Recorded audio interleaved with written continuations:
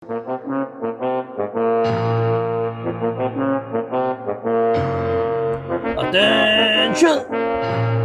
I expect the best from you, soldier. I expect excellence from you guys. Remember, tayo ang elite guard ng Eternia. That's why we should be perfect. Not just in our skills, not just in our emotions, even on our looks. We should be the same. That's why when I tell you to soldier. Sir, yes sir. Alam mo na siguro kung anong kulang sa'yo. Sir, I'm sorry sir. Nakalimutan ko po yung helmet ko. Sir! Wala akong paki sa helmet. Ang tinatanong ko, nasan ang bigote mo? And here's a toy that we're going to review for today. This is the Masterverse. Masters of the Universe Revelation Man-at-Arms.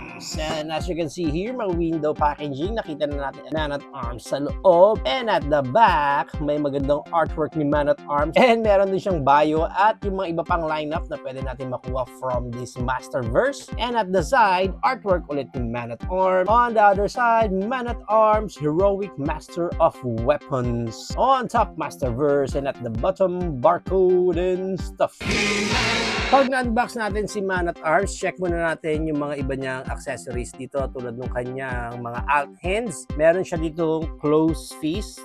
Iyan ang itsura niyan. Then of course, meron din siyang weapon wielding na kamay. Yan naman yan. Yung iba merong mga parang ang ganyang klaseng accessories. Pero iba kasi sa right hand niya wala nang ganyan. Tulad nitong right hand niya na open palm. Yan. Ganda rin. Ganda ng details. And of course, yung kanyang left arm naman na close fist. Yan naman ang itsura niyan. And yung kanyang weapon, ito ang itsura niyan. Ang ganda, talagang solid and medyo may weight din ha.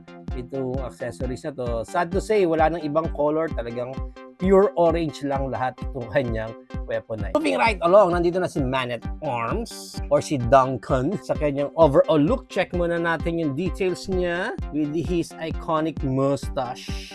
Yan. Parang medyo hiwalay talaga yung mata niya. Magkalayo. And then, yan pa yung armor niya. Ang ganda. Ang ganda ng details. Yung overall look niya dyan. Yan pa, yung iba pa niyang details. Yan. Maganda dito sa boots niya kasi talagang may color na yung parang tali-tali niya dyan sa boots niya. Yung iba kasi full color lang eh. And even yung may pagka-wash ng green doon sa may feather cloth ng kanyang skirt. Which is good. Maganda. Maganda yan. Now, para naman sa kanyang articulation sa head niya, narorotate siya 360. May look up siya ng konti. Halos di mo halata and look down. Maayos naman yung look down niya. And then, meron siyang creed moment with arms wide open. Ganyan. And then, narorotate niya 360. May rotation siya dyan sa bicep niya. Yung elbow niya, double jointed, which is good. And then, sa kamay niya, narorotate siya 360. May up ng ganyan and may down din ng ganyan. Ab crunch niya, meron din. So, pwede siyang mag-final moment ng ganyan. And then may konting swivel dyan pa side. Yung waist niya, may rotation din dyan, 360. And yung kanyang Van Damme split, magandang pagkaka-Van Damme split niya. And then may high kick siya na ganyan. And back kick naman, halos wala. Meron siyang rotation dito sa kanyang thigh part. And of course, yung kanyang knee bend is double jointed din. Kaya ang ganda ng pagkaka-bent ng kanyang knees. Sa baba ng knees niya, may rotation din siya dyan. And sa paa niya, may up ng ganyan and down ng ganyan. And of course, naro-rotate din niya 360. Now, para masubukan natin yung kanyang weapon, ito yung kanyang mace. Lalagyan na natin yan dyan. Then, there you go. Lagot ka talaga pag di ka sumunod kay Man-at-Arms. Ploink! Now, isa sa mga maganda nga sa toy line na ito is that pwede nating i-play around yung mga accessories nila. And dito kay Duncan, halos marami siyang armors dyan and pwede natin matanggal din yung mga yan. Let's start off dito sa kanyang kamay. Pop off natin yan. Pwede mong matanggal yan. Then itong part na to, pwede matanggal yan. Then ganun din dito sa may paa niya. Pwedeng matanggal yan kasi naka-belt lang naman ito accessories niya. Malus yung part na yan and then matanggal yan. And then of course, yung sa armor din yan na naka-belt lang din dito sa side, sa mga gilid niya. Yan, belt lang natin yan. And then, pwede na natin matanggal yan sa kanya. And then, there you go. Sad to say, yung kanyang helmet hindi na matanggal. Ano? Sayang, sana pwede rin matanggal para mas astig. Actually, itong wristband niya dito, pwede rin matanggal yan eh. Pero overall, yan na yung pinaka-itsura naman ni Duncan pag wala yung kanyang mga armors. And of course, itong mga armors na to, kung mag-fit to sa body type ng ibang figures nyo, so pwede nyong gamitin yan.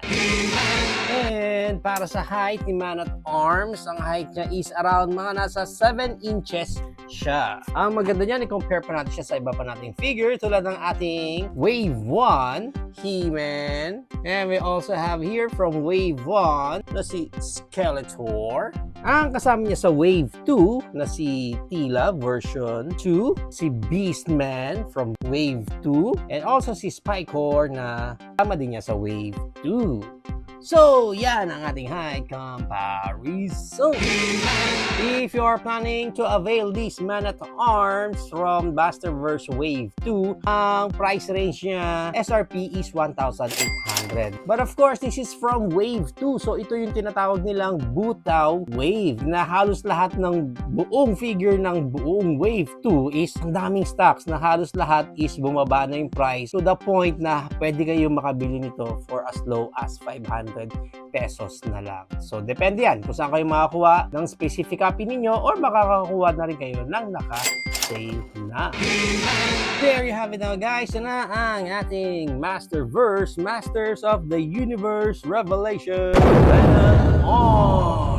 What do you think of this Man at Arms? Is it a go for you or no for you? Whatever that's, please comment it down below. But if you are following yung series nila from the Netflix, kasi kamukha niya talaga doon si Man at Arms. Actually, maganda yung pagkaka-execute nila dito kay Man at Arms. Talagang screen accurate yung itsura niya dito. Even though medyo kulang lang siya sa accessories, but this is Man at Arms. Wala ka naman ibang i-expect sa kanya na accessories. Kaya for me, overall, ang ganda talaga ng pagkakagawa nila dito kay Man at Arms. Actually, sa sobrang natuwa ako dito kay Man at Arms, and since naka-sale naman na yung iba kong nakuha, so talagang parang nag-army build na rin ako ng Man at Arms natin dito. So if you think na isa kang Masterverse collector din tulad ko, why not? Mag-army build ka din ng Man at Arms.